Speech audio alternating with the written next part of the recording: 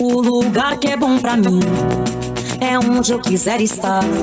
A estrela ainda brilha, ela é quem vai me guiar.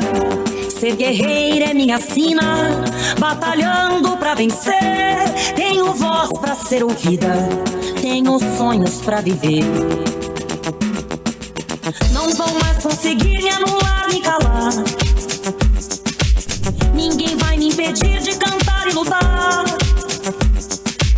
Seja em casa, no campo, na rua ou na praça, chega de mordaça, agora eu vou falar. Porque eu sou mulher pra fazer acontecer. Eu sou uma delas, são elas por elas, ocupando os espaços de poder. Porque eu sou mulher pra fazer acontecer. Eu sou uma delas, são elas por elas, ocupando os espaços de poder.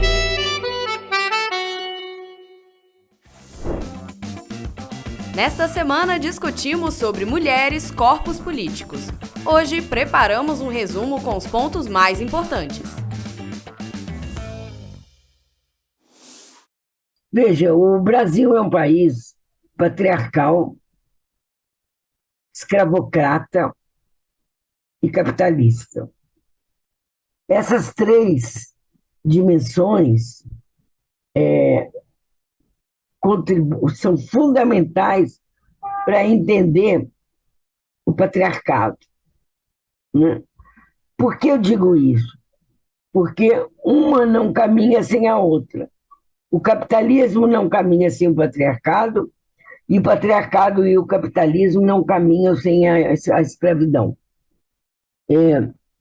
Por mais que que a história tenha nos dito e tenhamos conhecimento que a escravidão foi abolida pela princesa Isabel, ela não foi abolida, ela assume novas formas de escravidão. Dentro das nossas próprias casas, nós convivemos com isso. E eu estou dizendo isso para reforçar que o voto feminino no Brasil, que foi em 1932, liderado pela grande mulher Berta Lutz, foi em 24 de fevereiro de 1932 que houve a conquista do voto feminino, mas não foi uma conquista integral, porque por 2 anos as mulheres só podiam votar se tiver, mesmo com a conquista, se tivesse autorização dos maridos, ou se não fosse casada, ou viúva, ou separada, ela tinha que mostrar um atestado que tivesse renda, que tinha renda própria. Então, isso não é autonomia, não é liberdade. Mas as mulheres têm, hoje, e ao longo da história, conquistaram esse direito de escolha, de irem à urna e depositarem o seu voto. Isso é o direito de escolha. E isso é cidadania. Quando perguntam o que é cidadania? Cidadania é o direito de escolha, é o direito de escolher que vida eu quero para mim, que vida as mulheres querem para si. E por que que é fundamental que elas escolham por elas? Porque só as mulheres sabem a dimensão de ser mulher e, portanto, só elas sabem e podem expressar o que é melhor para elas. Quanto mais mulheres nós tivermos no Brasil ou em qualquer lugar do mundo, nas câmaras legislativas, seja municipais, estaduais ou federais, no Congresso ou no Senado, mais as nossas pautas, aquilo que nos diz respeito, que muda a nossa vida para melhor e que garanta uma vida sem violência, são as próprias mulheres. A conquista do direito ao voto foi uma das maiores conquistas das mulheres. E, sem dúvida nenhuma, é uma conquista que tem sido aperfeiçoada ao longo da vida. Quando depositamos o voto na urna,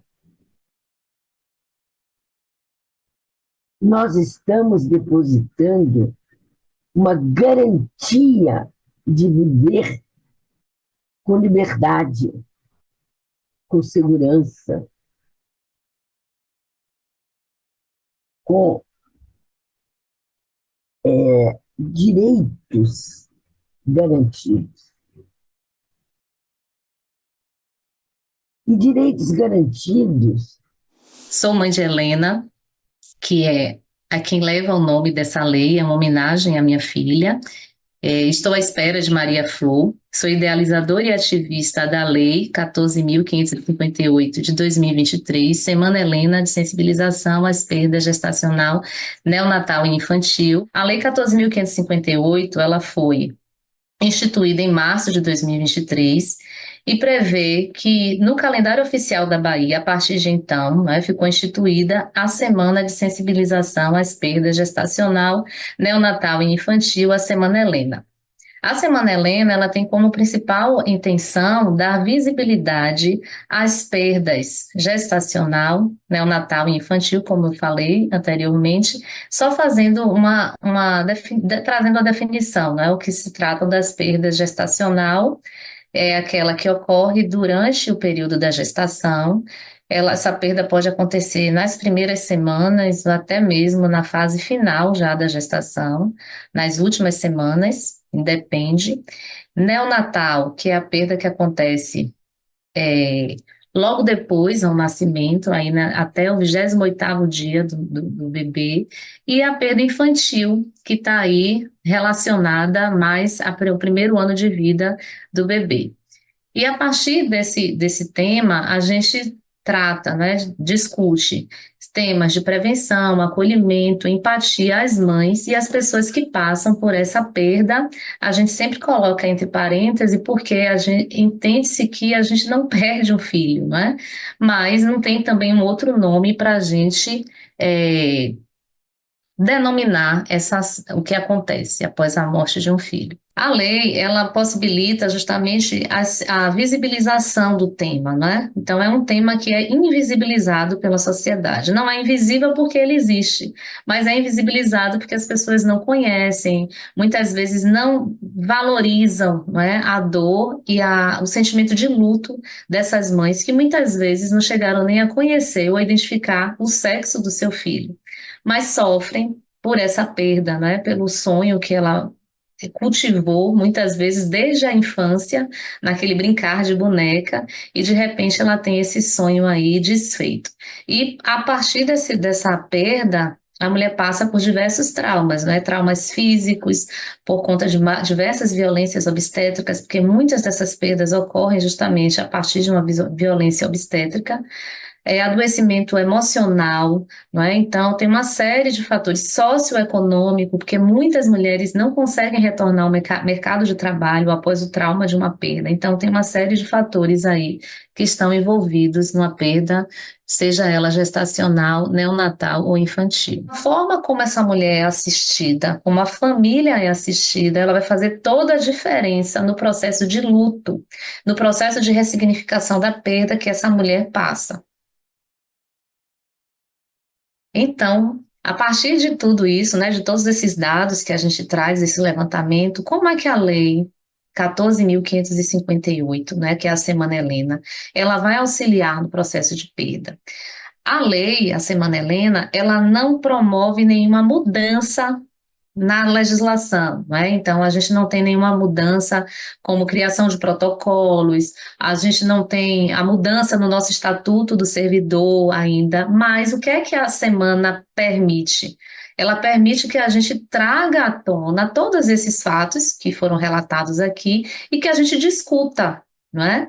Que a gente discuta e a partir dessa discussão a gente promove formação, promove informação, promove mudanças de comportamento, a gente promove também o fomento de políticas públicas que possam mudar, não é, a legislação e trazer para essas mulheres e essas famílias uma melhor assistência, tanto no parto quanto no pós-parto, e ações que venham realmente a prevenir as perdas e, no caso da ocorrência, que essa mulher tenha todo o direito a uma assistência adequada.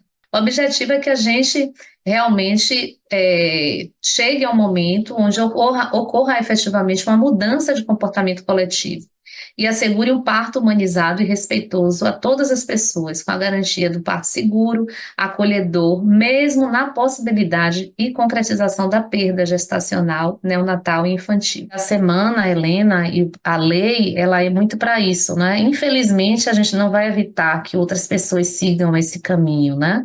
Da perda. Ou a gente pode evitar, como eu falei, que tem várias perdas que são evitáveis, mas a gente pode tornar esse caminho também mais acolhedor, mais seguro, com mais cuidado, com profissionais que estejam mais preparados para acolher essas pessoas que vêm pelo caminho, e assim a gente possa também seguir outros projetos e de repente sonhar novamente, né? Viver esse novo momento que muitas mães também sonham, né? Com uma nova gestação, que é o que eu estou vivendo também nesse momento. Todo mundo, quando nasce, tem atribuído um gênero, ok?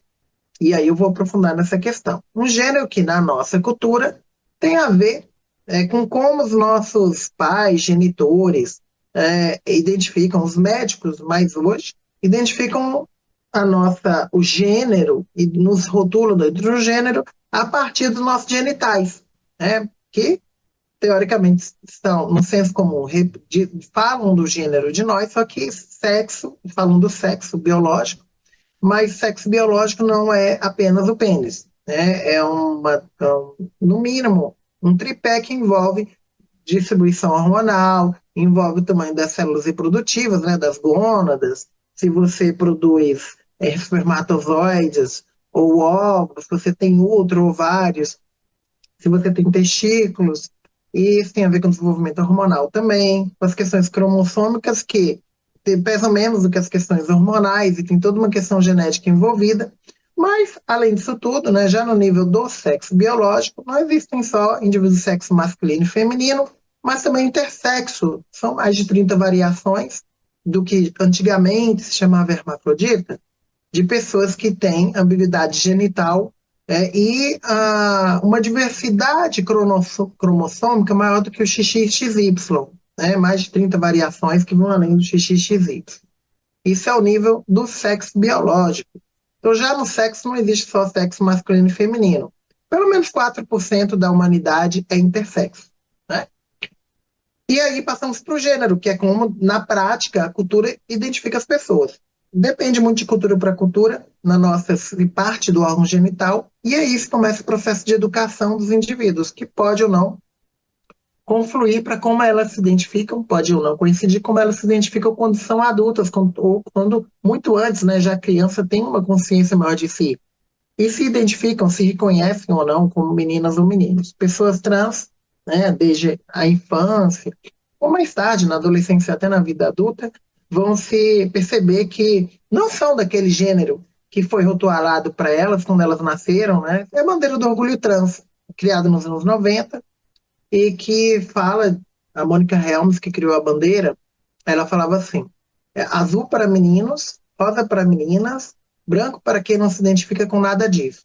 Não importa a direção do seu voo, ele sempre estará correto.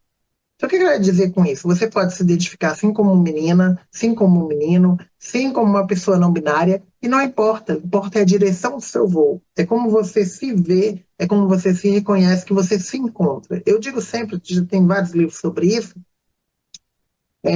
mas um especial que foi um prefácio que eu escrevi para um livro de um grande amigo, saudoso psicólogo e escritor João W. Nery, tem uma bibliografia, ficou muito famosa, Viagem Solitária, sobre a história dele como um homem trans, que cresce, né, se forma na ditadura militar.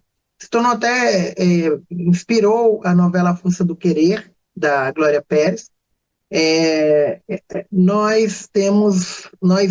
o que eu sempre digo, nós não estamos trazendo algo de fora para dentro, quando a gente se reconhece como trans. É uma epifania, é uma descoberta, né? É uma forma de iluminação em que você entende de uma jornada de dentro para fora para colocar quem você é. E é sempre uma construção e uma necessidade de se inventar, porque nós aprendemos uma imagem específica de nós, desde crianças, que nós vamos trabalhando, elaborando para que haja um encontro maior entre quem a gente de fato é dentro dessa grande mudança de todo ser humano, que é a diversidade do se encontrar. Eu botei uma lista grande de formas de ser, de formas de viver gênero, de sexualidade que nós temos hoje.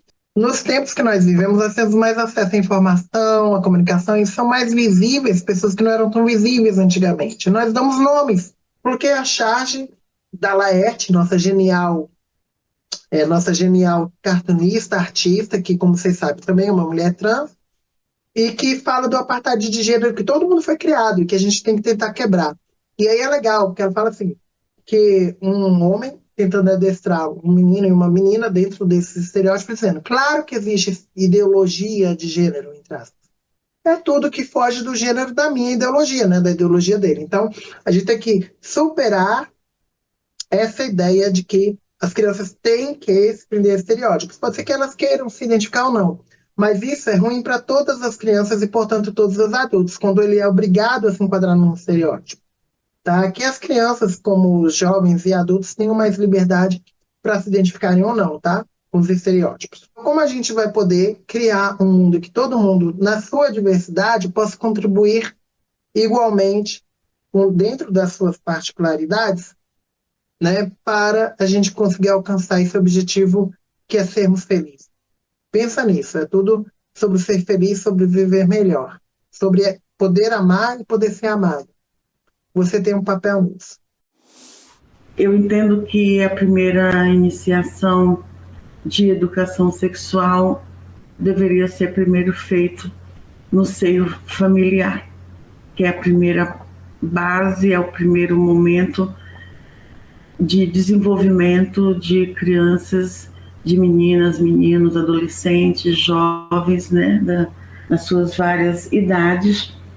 Mas na atualidade muito se fala de educação sexual, por educação mesmo sexual, se fala de uma forma respeitosa, com nitidez, pensando de como se desenvolve políticas públicas que integrem saúde, educação e as vivências dessa população, para se pensar numa educação sexual que possa gerar autonomia, né, ser uma ferramenta para a autonomia das pessoas, principalmente para quem está em desenvolvimento, como são meninas e meninos, adolescentes e as meninas jovens, né, que estão iniciando aí a descoberta da sua sexualidade, meninos e meninas que estão desenvolvendo o conhecimento dos seus corpos. Tem vários jeitos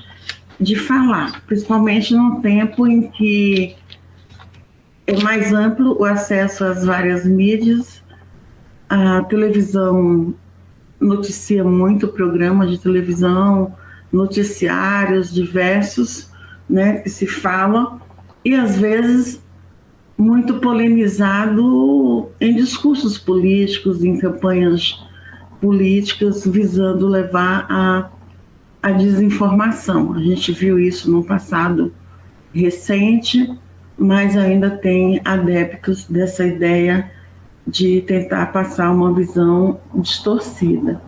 É muito importante que meninas e meninos e adolescentes comecem a falar e a ouvir sobre educação sexual desde cedo. E aí é pensar a educação sexual não só como um viés que visa prevenir gravidez na adolescência, que visa ensinar meios contraceptivos, que visa ensinar cuidados contra infecções, né, para quem tem iniciação sexual, né?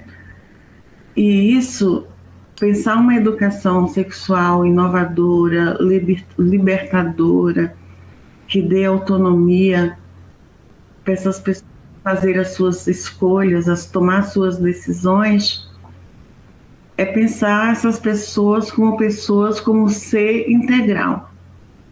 É pensar uma educação que faça as pessoas, primeiro, receber a informação, compreendê-la, entender, poder desenvolver um pensamento crítico, poder expor as suas ideias, seja na família, com grupo de amigos, na escola, mas pensando que essa pessoa vai estar no seu desenvolvimento, caminhando para uma vida adulta no futuro, e que ela possa receber essas informações também da prevenção, mas, sobretudo, como é que ela vai desenvolver e vai olhar para esse corpo que está em desenvolvimento e que pensando que ela possa ter uma vida mais saudável. E aprender sobre isso é um aprendizado para a vida toda.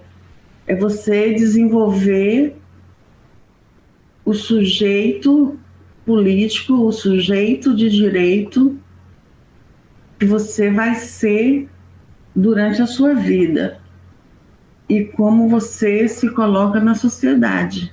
Hoje, enquanto jovens, mas amanhã enquanto pessoas adultas, e depois na fase madura, quando tiver filhos ou não ter filhos, mas na sua relação com jovens, mas na sua relação com pessoas adultas e com a sociedade. Fique com TV Elas por Elas Formação, que semana que vem tem mais.